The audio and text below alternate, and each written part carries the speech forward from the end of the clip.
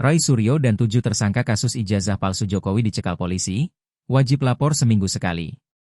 Polisi melakukan pencekalan berpergian ke luar negeri terhadap 8 tersangka kasus ijazah palsu Presiden ke-7 RI Joko.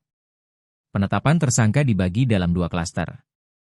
Ada 5 tersangka dalam klaster pertama adalah Egy Sujana, Kurnia Trirohyani, Damai Hari Lubis, Rustam Effendi, dan Muhammad Rizal Fadillah. Dalam klaster kedua ditetapkan 3 tersangka Rai Suryo, Rismon Hasiholan Sianpiar, dan Tifauzia Tiasuma atau Dr. Tifa. Kabid Humas Polda Metro Jaya Kombes Pol Budi Hermanto menyampaikan alasan pencekalan tersebut. Kombes Budi menyebut 8 tersangka tidak ditahan dalam proses hukum yang berjalan. Maka berdasarkan pertimbangan penyidik, 8 tersangka dikenakan wajib lapor.